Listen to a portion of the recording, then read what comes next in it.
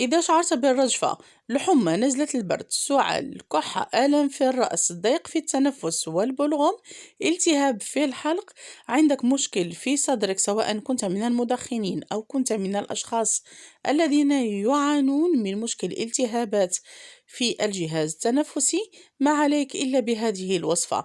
ستقوي العظام، تخلصك كذلك من مشكل تعب، الإجهاد والإرهاق الناتج عن المرض، تدفئ الجسم وتقوي المناعة، تخلص كذلك من مشكل الكحة المزمنة والكحة الجافة، تنفع لسيلان الأنف، نافعة بالنسبة للصغار ومهمة بالنسبة للكبار. هيا بنا نتعرف على المقادير، طريقة التحضير، وكذلك نتمنى منكم أن تبلغوا بها كل مريض نظرا لأهميتها وكذلك نظرا لفعاليتها. يلا نبدأ على بركة الله. أول مكون هنا سنحتاج كما تشاهدون معي البصل بكميات معينة أو محدودة، أو كما نقول بمقياس معين، لكن أفضل شيء هو استعمال البصل الذي يكون لونه أحمر غامق نظرا لفعاليته، بحيث تعتبر هذه الوصفة مضاد حيوي طبيعي 100%. ولا ننصحكم بتناول البصل الأخضر لأنه يؤثر على المعدة أول شيء، وثاني شيء يقوم كما نقول بعمل التهاب أو كي يأكل لنا المصران بالعامية المغربية، يعني يضعف لنا المخاط الذي يكون بالقولون. لهذا إذا أردتم أن تستعملوا البصل في إحدى الوصفات لعلاج البرد والكحة، ننصحكم باستعماله في وصفات تكون مطهية وليس نيء بالمرة، خاصة عند الأشخاص الذين يعانون من مشكل انخفاض ضغط الدم، فكونوا على حذر قبل استعمال أي وصفة. هنا سآخذ منه 3 حبات، ولكن من الأفضل استعمال البصلة الخضرية اللي تكون شوية كبيرة عامرة. أنا شخصيا موجودة عندي غير هذه استعملتها. سأحتاج إلى قرادة وأقوم بتقطيعه إلى دوائر كما تشاهدون معي. بالنسبة لما تبقى أو بالنسبة للجزء الأخضر من البصل لا نقوم برميه بالمرة، إنما نستعمله في هذه الوصفة، يعطي فعالية جد رائعة، ومن أول استعمال في 5 دقائق ستلاحظون النتيجة بإذن الله. فأتمنى أتمنى أتمنى من كل المرضى أن يجربوا هذه الوصفة. أخذ إناء أو كاسرول أضع فيها المكونات،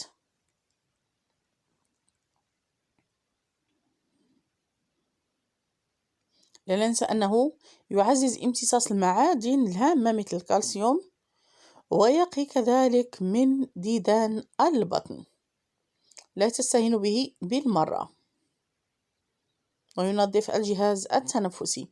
أقوم بإضافة نصف لتر إلى لتر إلا ربع من الماء المعدني في حالة الالتهابات سواء الرئوية أو التي تكون في الجهاز التنفسي. بالنسبة للكبار والصغار ضروري من استعمال ماء معدني، أنه فعلا يقوي المناعة ويعززها بشكل كبير. ولا ننسى أنه يخفض مستوى السكر في الدم وكذلك يقي من السرطانات، لهذا دائما نقوم بمزجه مع الثوم، لكن بكمية محدودة، وأكيد بدون عشوائية وبدون تهور في كمية المكونات.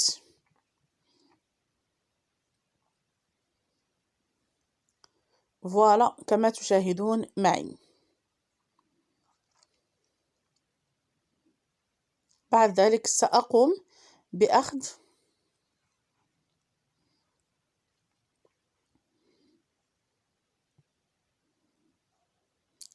الكركم عود خضر نيء، ونقوم بطحنه أو بحكه كما تشاهدون معي. أقوم بعملية الخلط.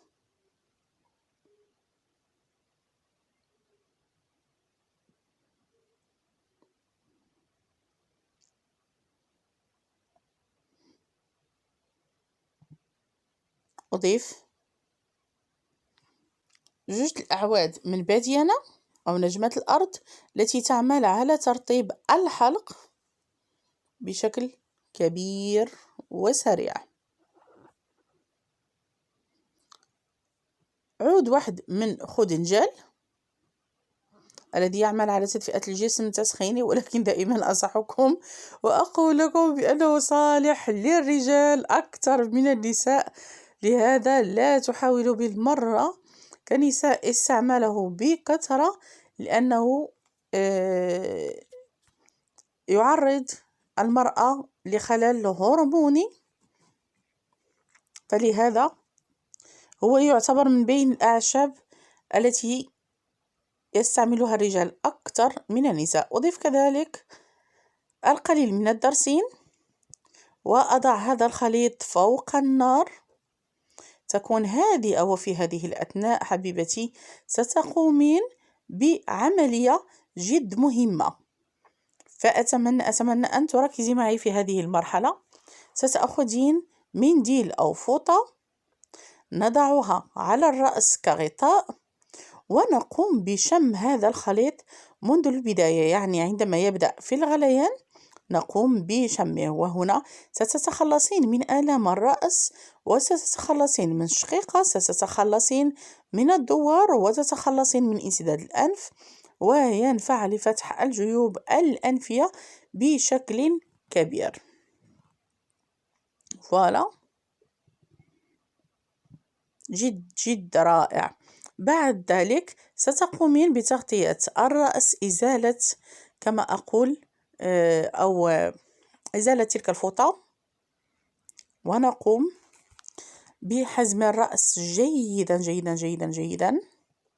وفي هذه الأثناء نقوم بأخذ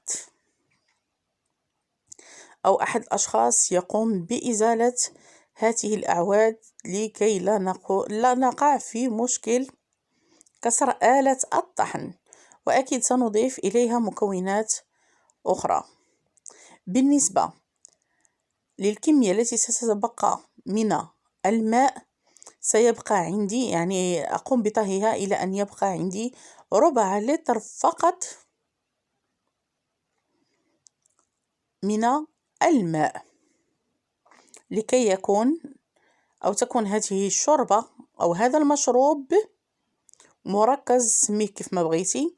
بعد ذلك أقوم بإضافة قطعة من الجبن التي لها دور كبير في ترطيب الحلق، خاصة بالنسبة للصغار، وكذلك إعطاء مذاق جد لذيذ وإزالة مشكل آلام العظام والمفاصل التي يعاني منها الكثيرون خلال هذه الفترة جراء الفيروسات والميكروبات، وكذلك الإنفلونزا ونزلات البرد.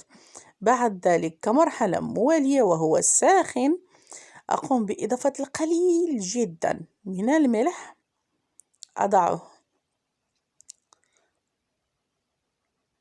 في هذا الإناء، وأضيف القليل من الزعفران. تشرب وهي دافئة بالصحة والراحة.